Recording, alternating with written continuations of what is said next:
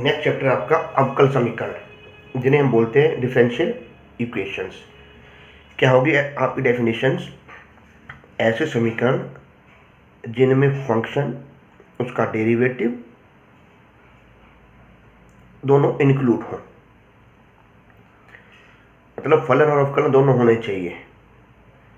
उस प्रकार के समीकरणों को आप अवकल समीकरण कहते हो। दो समीकरण which are in the form of function and its derivative are called differential equations. दो टाइप के होते हैं ये साधारण अवकल समीकरण, ऑर्डिनरी डिफरेंशियल इक्वेशंस, मतलब जिसमें फंक्शन और अवकल दोनों होगा। उसके बाद दूसरे आंशिक अवकल समीकरण, पार्शियल डिफरेंशियल इक्वेशन। ये हमारे सिलेबस में नहीं है, इन्हें आप हायर क्लासेस में जाके पढ़ोगे। अब इसके बाद हमारे पास आता है अवकल समीकरण की कोटि, ऑर्डर। कोटि को बोलते हैं ऑर्डर, और आएगी इसकी घात। घात को बोलेंगे हम पावर। क्या होती है कोटि और घात? तो क्या होती है कोटि और घात? कोटि और घात देखने के लिए आपकी जो भी डिफरेंशियल इक्वेशन है, आपने देखना उसमें कितनी बार उसका डेरिवेटिव हुआ है। जैसे ये आपके पास अवकल समीकरण, इसमें अधिकतम डेरिवेटिव हो रहा है 2 बार, मैक्सिमम डेरिवेटिव 2 बार। तो आपकी जो कोटि है ये हो जाएगी 2, यानी कि ऑर्डर 2, और घात आपकी बन जाएगी 1। इसी की उसको देखना है। अब ऐसे तो अगर मान लो यहाँ 1000 है इसकी पावर, तो ये नहीं देखी जाएगी। जैसे परिवार में बड़े का नाम चलता है, वैसे यहाँ पर जितनी बार डेरिवेटिव हुआ उसकी ही पावर को आप घात गिनोगे। तो ये तो हो गया तुम्हारा कोटि और घात देखने के लिए। इसके अलावा एक जगह आपकी घात परिभाषित नहीं होगी। वो जगह कौन सी है? यदि हमारा डेरिवेटिव हमें अस्पष्ट फलन के तौर पे मिले, इम्प्लिसिट फंक्शन के रूप में मिले, तो इस कंडीशन में घात पावर परिभाषित नहीं है। Power is not defined. तो ये आपने देख लिया अधिकतम डेरिवेटिव, देखो मैक्सिमम डेरिवेटिव, उसी पे ही सारा काम होगा, उसी से कोटि, उसी से घात। एक्सरसाइज 12.1 का क्वेश्चन नंबर 1 है, जिसमें समीकरण है dy dx बराबर sin 2x plus cos 2x। तो इसमें आपको कोटि और घात देखनी है। कैसे देखेंगे भाई? कोटि तो हो गया ऑर्डर, घात हो गई आपकी पावर्स। आप देखोगे मैक्सिमम कितनी बार डेरिवेटिव हुआ है, तो इसमें ज़्यादातर 1 बार डेरिवेटिव हुआ है, तो कोटि 1 और इसी की पावर को घात कहेंगे। इस क्वेश्चन में 2 बार डेरिवेटिव हुआ, कोटि 2, घात बराबर आ गई इसमें 1। इसमें ज़्यादातर 2 बार डेरिवेटिव हुआ, तो कोटि को हम कहते हैं ऑर्डर, और घात को कहेंगे पावर, इसी की पावर ली जाएगी। अब यहाँ क्वेश्चन नंबर 4, समीकरण dy dx की पावर 3 प्लस में 1/dy dx बराबर 2। क्योंकि ये डिनोमिनेटर में है, इसे डिनोमिनेटर से हटाना है एलसीएम लेके। तो एलसीएम आया dy/dx, इसने कर दी इससे गुना, और दूसरी बार करी इससे तिरछी गुना। अब ऐसा करने से क्या हो कि ज़्यादातर डेरिवेटिव इसका 1 बार है, और इसी की पावर है 4, यानी कि इसके सॉल्यूशन में कोटि 1 घात 4, कोटि को कहोगे ऑर्डर और घात को कहोगे पावर्स। इसी प्रकार क्वेश्चन नंबर 5 है a d2y/dx² बराबर 1 प्लस dy dx का होल स्क्वायर की होल पावर 3/2। क्योंकि ये 3/2 फ्रैक्शन नंबर है, घात यहाँ पर फ्रैक्शन में नहीं हो सकती, पावर को रिड्यूस करना है, फ्रैक्शन से हटाना है, बदलना है। तो ये 1/2 हटेगा अगर हम दोनों तरफ इसका स्क्वायर करेंगे। तो हमने इसका दोनों साइड स्क्वायर कर दिया। स्क्वायर करने से क्या है कि ये टर्म बन गई, इसका होल स्क्वायर हो गया, a का भी स्क्वायर है, ये 1 प्लस dy dx का होल स्क्वायर की होल पावर 3/2 से 2 कट गया, तो ये पावर 3 रहेगी। अब आप इसमें देखो कितनी बार डेरिवेटिव हुआ इसका, ज़्यादातर डेरिवेटिव है 2 बार, तो ऑर्डर 2 और घात होगी 2। इसमें टर्म आपके मानक रूप में नहीं थी। क्वेश्चन नंबर 6 में जो है x dx plus y dy equal to 0, तो हमने क्या किया, पहले dy इस पूरे समीकरण को dx से डिवाइड कर दिया।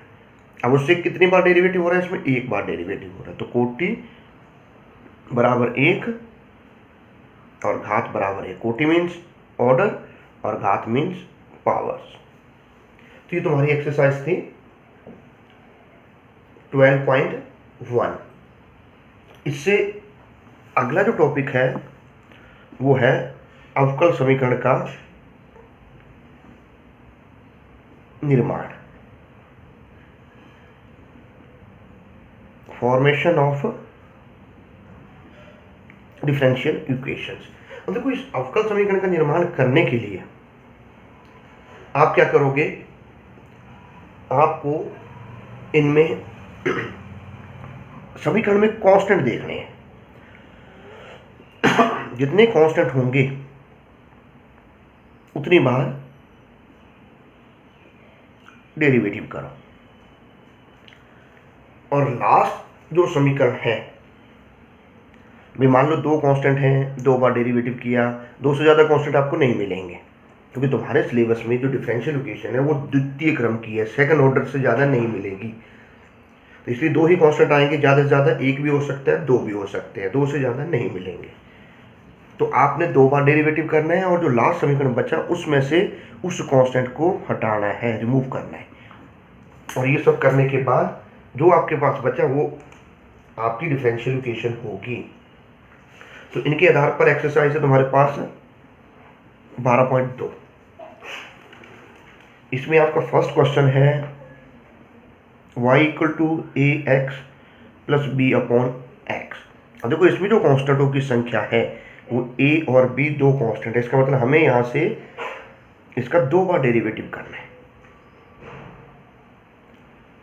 2 बार डेरिवेटिव करोगे और उसके बाद आप यहाँ से इन अचरों को हटाओगे, यानी कि y का तो हो गया dy dx, और इस ax का हो गया a, और 1/x का होता है minus b upon x square. अब एक बार आपने यहां से फिर से डेरिवेटिव करना है। तो एक बार फिर से डेरिवेटिव कैसे होगा, a को तो 0 हो गया, और ये जो x की पावर ऊपर चला जाएगा, ये बन जाएगा n x की पावर n-1, यानी कि -2 बटा x की पावर 3, a का 0। ये बना समीकरण नंबर 3। अब आपको यहां से क्या करना होगा,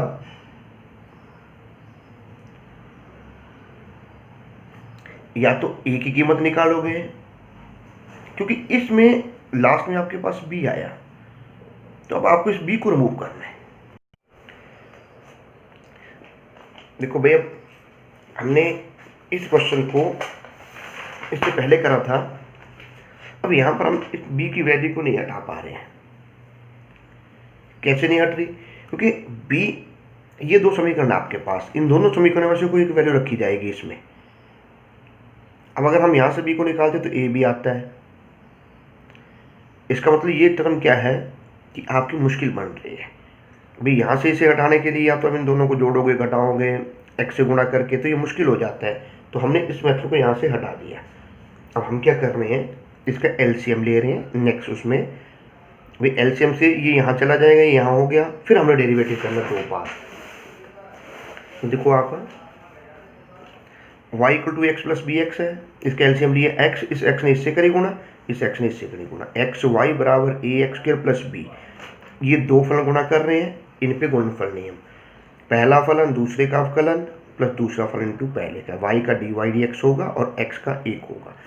एक्स स्क्वायर का 2a, तो 2a x हो गया, b कांस्टेंट 0 हो गया।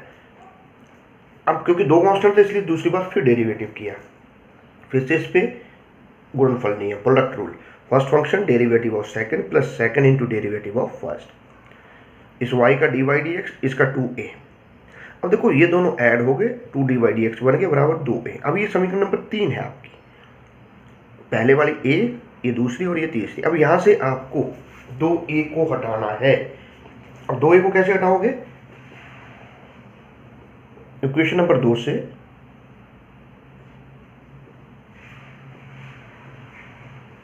बटा में एक्स, ये मान आपने निकाल लिया। इस मान को समीकरण नंबर 3 में रख दो। ये था x D Y D x plus y बटा एक्स। ये एक्स करेगा तिरछी गुणा, इस एक्स ने इससे करी गुणा, तो ये बन गया x square d square y upon D x square plus 2x d Y D x. इसकी साइड बदल दो, x D Y D x plus में y इक्वल टू 0। ये होगी आपके पास अवकल समीकरण जो आप बनाने जा रहे थे। तो देखो ये दोनों आपस में घट भी जाएंगे, 2x में से x को घटाया, X D Y D x minus में y इक्वल टू 0।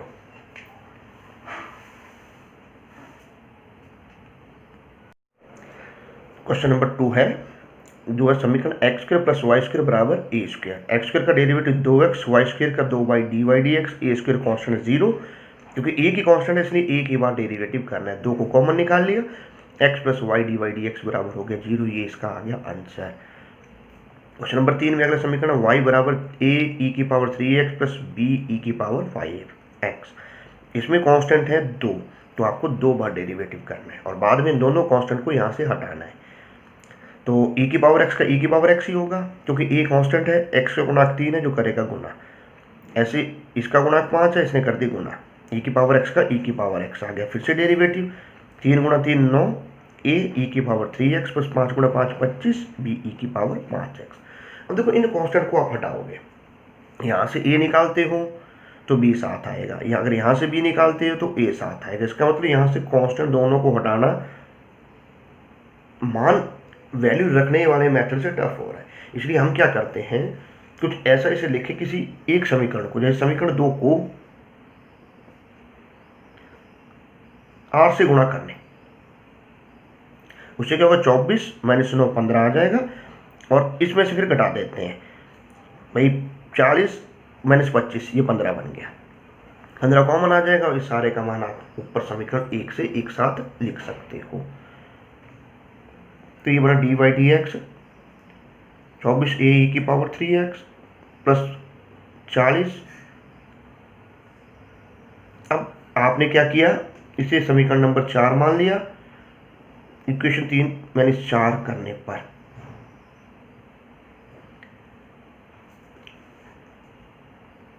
जब आप घटा रहे हो, यहाँ ध्यान से देखना, देखो इसमें से इसे घटाया जा रहा है, 24 9 माइनस 24 आपके पास बना, 24 में से 9 को घटाया, ये बना माइनस का 15, ये e की पावर 3x। 25 में से 40 को घटाया, ये भी बना माइनस का 15, भी e की पावर माइनस 15 कॉमन निकाल लो। और देखो बायां पक्ष से बायां घटता, दायां पक्ष से दायां, ये हमने नहीं घटाया, इसके साथ ये भी आना था। 15 कॉमन था और ये बन गया माइनस का 15y। ये कहाँ से आया, समीकरण 1 से। अब देखो आपके पास क्या निकला, ये d square Y upon D x square minus में 8 डी वाई डी एक्स और माइनस में 15y। इसका पक्षांतर कर दो, 8 d Y D x plus में 15y बराबर 0। ये है आपके पास अवकल समीकरण। तो यही आपको नियम बताया गया, जितने कांस्टेंट हो उतनी बार डेरिवेटिव करो और लास्ट में कांस्टेंट को आप हटाओ। उसके लिए गुणा जोड़ घटाओ भाग वैल्यू रखना, किसी भी टर्म से गुणा करने, ये आप कर सकते हो। मतलब टारगेट ये है, लास्ट में कांस्टेंट आपको हटाने हैं।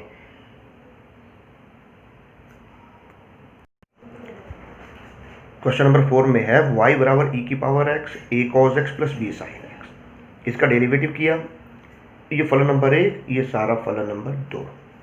First function as it is derivative of second plus second as it is derivative of first. देखो जैसे e की पावर x रह गया, cos x का माइनस sin x होगा और ये sin का cos हो गया, प्लस में ये function number 2 as it is आ गया, e की पावर x का डेरिवेटिव e की पावर x होता है। अब क्या कर रहे हो आप, ये e की पावर x, ये एज इट इज सारा, और इस सारे की वैल्यू इस इक्वेशन से y रख दी।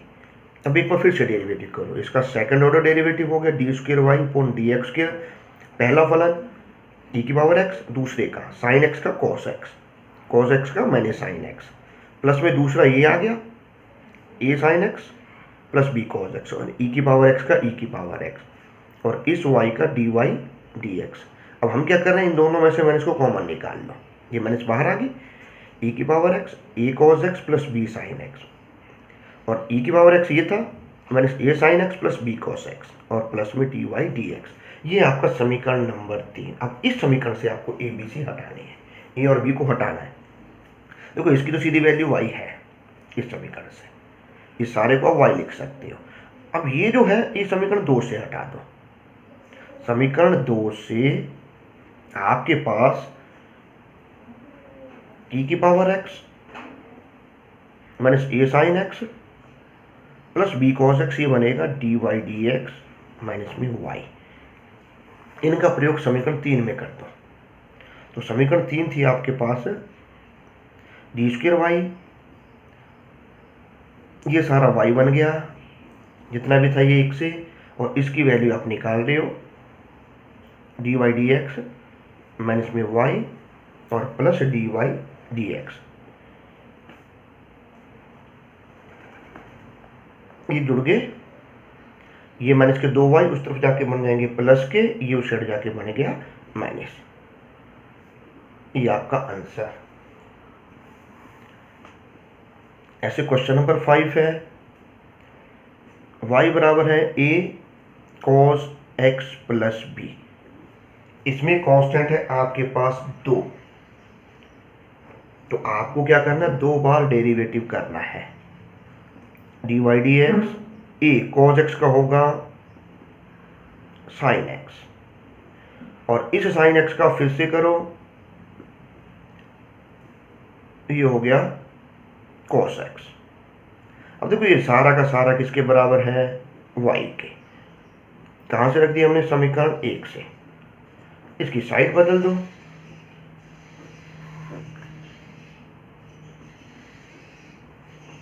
ये आपके पास अवकल समीकरण।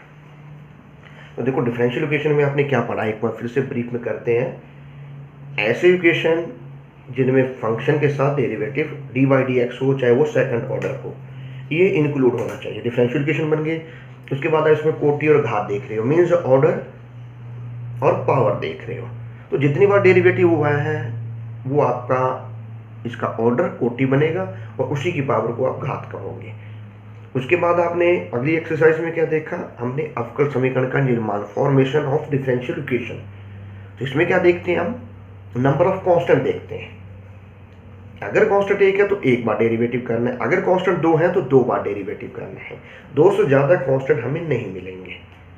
और लास्ट में जब आपके पास अवकल समीकरण आएगा, उस अवकल समीकरण में से आपको कांस्टेंट हटाने हैं। तो उसमें ए बी नहीं रखने हैं, सिर्फ कांस्टेंट ए और बी को ही सपोज करेंगे। जैसे कोई डिजिट है, जैसे 2 है 4 है, उन्हें एज ए कांस्टेंट डील नहीं करना, क्योंकि वो एज ए अंक होंगे। तो लास्ट समीकरण से उन कांस्टेंट को हटाओ। तो उसके लिए आप क्या कर सकते हो, जो पहला समीकरण y दे रखा होगा या डी वाई डी एक्स आपका आया, इन दोनों में से वैल्यू निकाल के तीसरे में ले जा सकते हो। अगर वैल्यू रखने में आप सक्षम नहीं हो, एबल नहीं हो, तो इन दोनों समीकरणों को इस तरह से जोड़ो घटाओ कि आपका कोई टर्म कॉमन निकले, उसके बाद वो वैल्यू प्लेस हो जाए, जैसा कि आपने क्वेश्चन नंबर 3 में देखा था। तो इस तरीके से आपकी ये 2 एक्सरसाइज होती हैं। ये